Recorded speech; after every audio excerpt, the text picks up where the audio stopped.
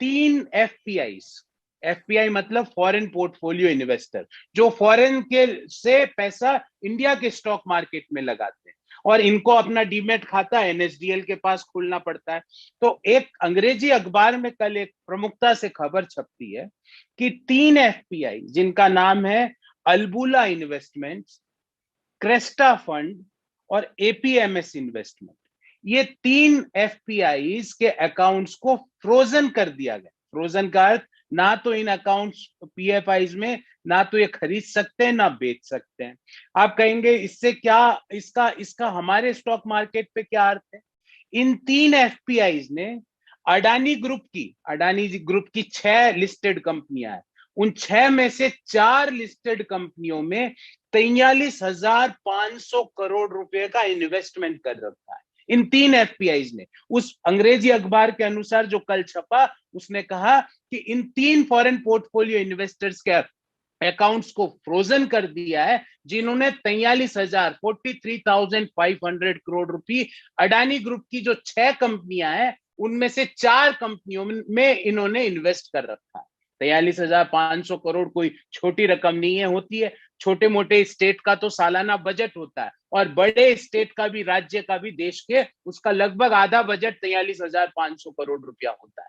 तो 43,500 करोड़ इन्होंने इन्वेस्ट कर रखा। अब देखिए, अब यहां से स्टोरी चालू होती है, और यहीं से मैं आपको चाहता हूं आप पूरे केस को समझे।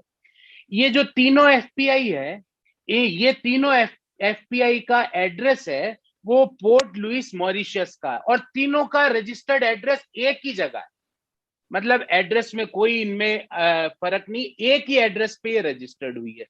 43,500 करोड़ रुपए जो एफपीआई लगा रही है अडानी ग्रुप की 4 कंपनियों में, उनके पास वेबसाइट भी नहीं है, उनकी कोई वेबसाइट नहीं।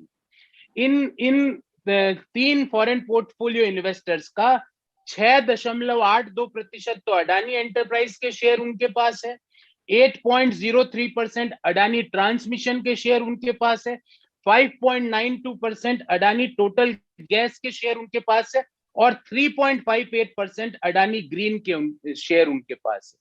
ध्यान रहे साथियों, बहुत इंपॉर्टेंट तथ्य बताने जा रहा हूं। ये जो 3 एफपीआई है, इनकी 95% से ज्यादा इन्वेस्टमेंट और नेटवर्थ जो है वो अडानी ग्रुप में ही इन्वेस्टमेंट के कारण है। मतलब ये और कहीं बहुत ज्यादा इन्वेस्ट नहीं कर रही। अगर इन एफपीआई की 100 रुपए कैपिटल है, तो एक एफपीआई की तो 95.4% अडानी ग्रुप के शेयर्स में, दूसरा एफपीआई क्रेस्टा फंड की 97.4% अडानी ग्रुप के शेयर्स में, और तीसरा एफपीआई है एपीएमएस इन्वेस्टमेंट, उसका 96.18% अडानी ग्रुप में। अर्थात ये जो तीनों एफपीआई है, इनका 95% से ज्यादा इन्वेस्टमेंट अडानी ग्रुप में है। इन एफपीआई ने अडानी ग्रुप में 43,500 करोड़ रुपया निवेश कर रखा है। इन एफपीआई, तीनों एफपीआई का एड्रेस एक ही है, और इन तीनों एफपीआई की कोई वेबसाइट नहीं। और कल ये अखबार में खबर छपती है कि इन तीनों एफपीआई के अकाउंट्स को फ्रीज कर दिया गया है। और उस अखबार के हवाले से ही मैं आपको बता रहा हूं, क्योंकि कोई स्पष्टीकरण सरकार की ओर से नहीं आया। जो समाचार पत्रों में न्यूज छप रही है उसके आधार पर आपको बता रहा हूं कि ऐसा बताया गया कि beneficial ownership of these FPI पे क्वेश्चन है, ऐसा समाचार पत्रों में लिखा हुआ आ रहा है। उसके कारण इनके अकाउंट्स को फ्रोजन किया गया। आप बोलेंगे साहब बेनिफिशियल ओनरशिप में क्या मतलब? बेनिफिशियल ओनरशिप का मतलब यह है कि ये फंड आखिर है किसके, कौन वो सज्जन है जो ये फंड में पीछे बैठे हैं, कौन वो सज्जन लोग हैं जो 43,500 करोड़ रुपया अडानी ग्रुप के 4 कंपनियों में जिन्होंने इन्वेस्ट किया। ये इंपॉर्टेंट क्यों है साथियों?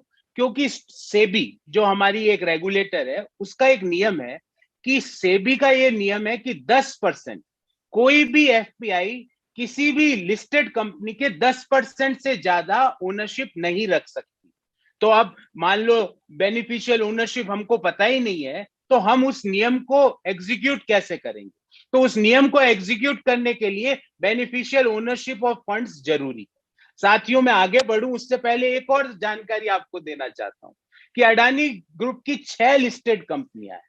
पिछले 1 साल में जब आपकी, मेरी, आपके छोटे भाई की, मेरी बड़ी बहन की या तो नौकरी गई, या नौकरी में जो सैलरी का कट हुआ, या जो हमारी टेक होम सैलरी है वो कम हुई।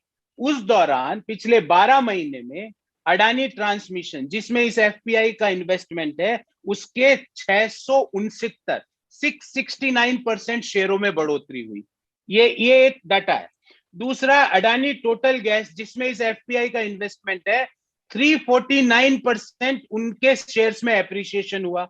अडानी एंटरप्राइजेस, जिनमें इन एफपीआई इन्वेस्टमेंट है, उसके शेयर्स 972%, 972% बढ़ गए उनके शेयर पिछले एक साल में। अडानी ग्रीन, जिनमें इस एफपीआई का इन्वेस्टमेंट है, उसके शेयर बढ़ गए 254%।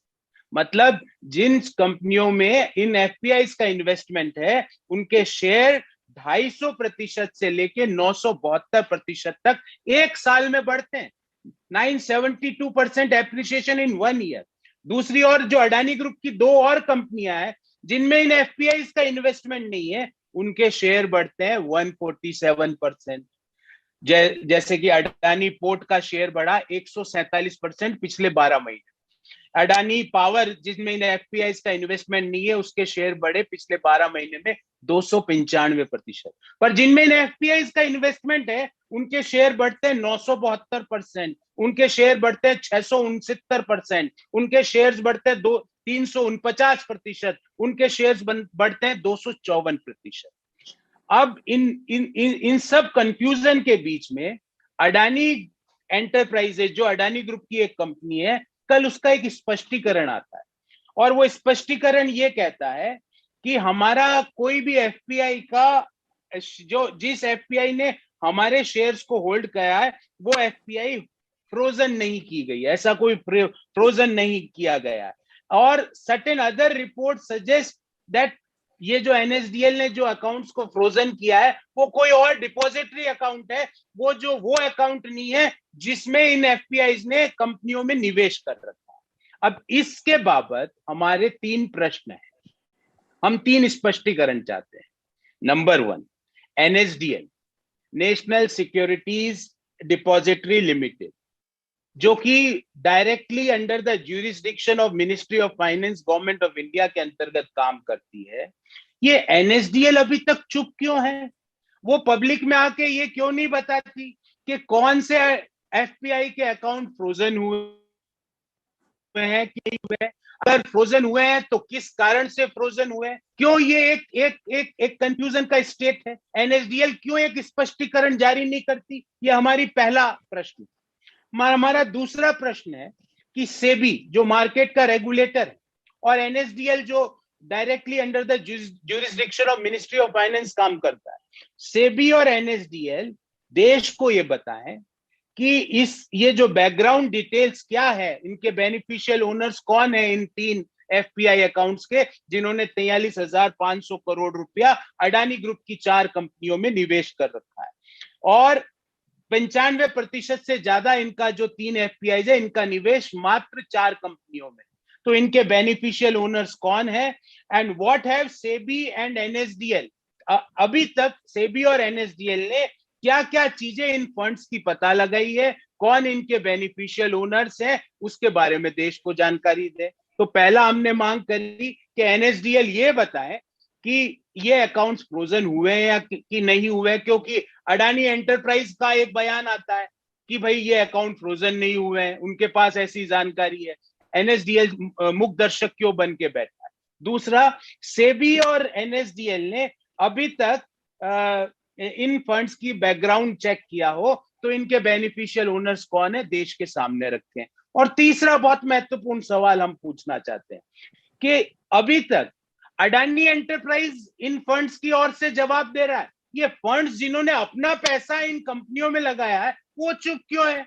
मेरे को तो समझ में नहीं आ रहा। जिस कंपनी में पैसा लगाया, वो कंपनी कल अचानक से शाम को बाहर आके बोल रही है, या कल दिन में बाहर आके ये बोल रही है कि ये कोई अकाउंट फ्रोजन नहीं हुए, और जिन्होंने पैसा लगाया वो चुप बैठे हैं। वो चुप क्यों बैठे हैं? Why have these 3 funds had not come out with any clarification? हम ये पूछना चाह रहे हैं कि सिर्फ अडानी एंटरप्राइज का ही बयान क्यों आता है, अडानी की तो 4 और कंपनियां हैं जिनमें इन 3 फंड्स का पैसा लगा हुआ है, वो बाकी कंपनियां साइलेंट बैठी है, वो अपना बयान क्यों नहीं दे रही? ये हमारा तीसरा प्रश्न है। इस सब के परिप्रेक्ष्य में हम मांग करते हैं, कांग्रेस पार्टी की मांग है कि सेबी और एनएसडीएल कंप्लीट डिस्क्लोजर करे। क्या कहा है, किस किस चीज का, कि इन फंड्स का नेचर क्या है, दूसरा इन फंड्स के बेनिफिशियल ओनर्स कौन है, और ऐसा पता चला है समाचार पत्रों के माध्यम से ही कि सेबी की कोई ऑनगोइंग इन्वेस्टिगेशन या ऑनगोइंग इंक्वायरी सेबी की चल रही है अडानी कंपनी के, अडानी ग्रुप के शेयर्स के प्राइस मैनिपुलेशन के ऊपर। तो उसके ऊपर अभी तक क्या क्या जानकारी आई है, क्या क्या इश्यूज उन्होंने फाइंड आउट किए हैं, ये देश के सामने रखे। ये भी देश को बताएं कि इन 3 एफपीआई के कौन से अकाउंट फ्रोजन हुए हैं और कौन से नहीं हुए हैं, ये भी देश को बताएं।